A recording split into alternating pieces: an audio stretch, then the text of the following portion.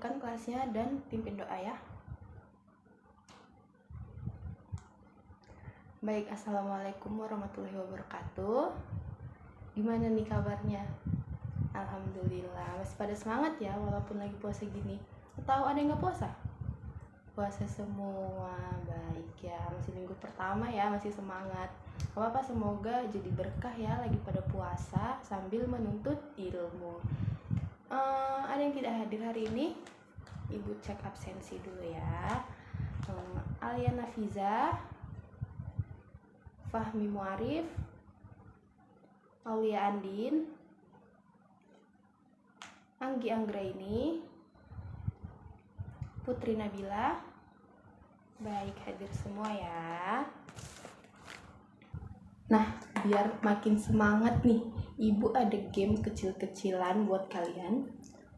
Caranya gampang, kalian cukup menjawab kebalikan dari apa yang Ibu sampaikan.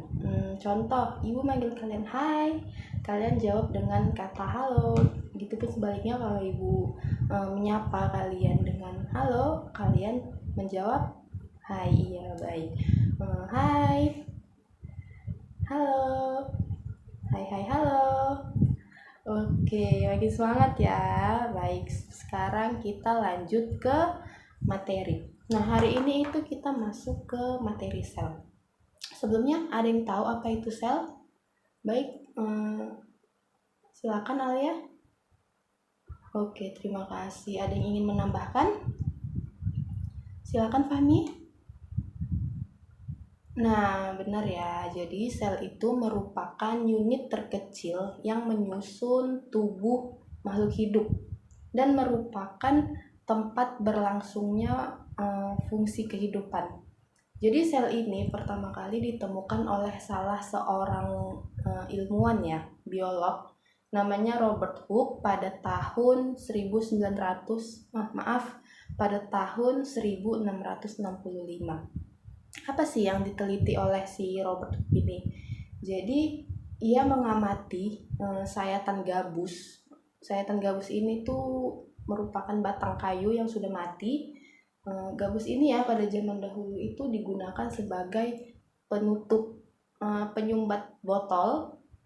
Jadi kalau kalian mungkin pernah melihat botol kaca yang ditutupi sama semacam gabus gitu ya. Nah, ia mengamati itu, kemudian ia mengamati dengan mikroskop sederhana. Kemudian ia mendapati bahwa ada ruangan-ruangan yang dibatasi oleh dinding. Teori-teori tentang sel ini terus berlanjut dan dikembangkan dengan beberapa ilmuwan lainnya hingga sekarang. Selanjutnya kita masuk ke perbedaan sel hewan dan tumbuhan. Ada yang tahu apa sih sebenarnya yang membedakan antara kedua sel ini? Kira-kira apa nih perbedaan yang paling mencolok antara hewan atau kita manusia dengan tumbuhan? Iya, benar Anggi. Jadi pada sel tumbuhan itu mengandung kloroplas ya.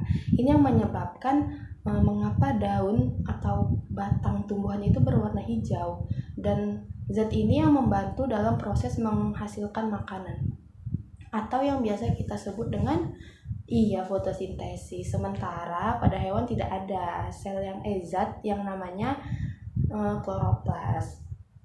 Kemudian perbedaan yang kedua itu pada sel tumbuhan terdapat dinding sel. Jika kita lihat antar kedua bentuk sel ini, itu jelas perbedaannya ya, bahwa sel tumbuhan ini lebih kokoh karena dilapisi oleh yang namanya dinding sel.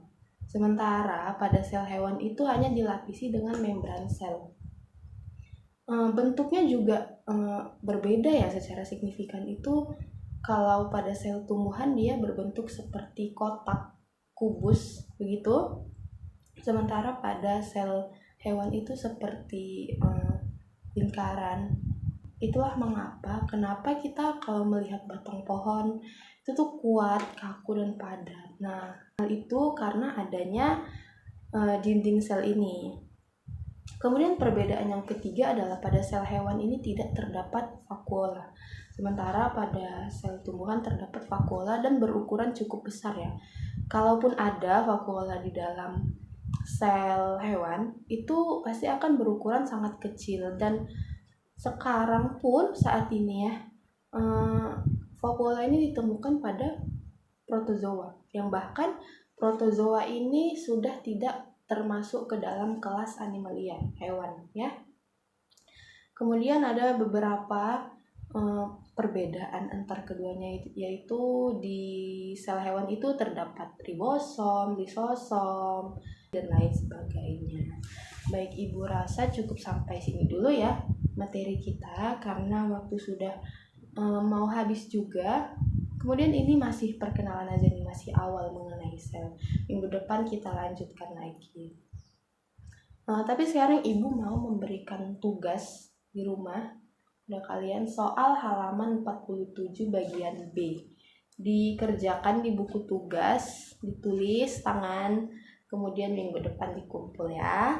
Baik, paham ya anak-anak? Ibu akhiri. Assalamualaikum warahmatullahi wabarakatuh.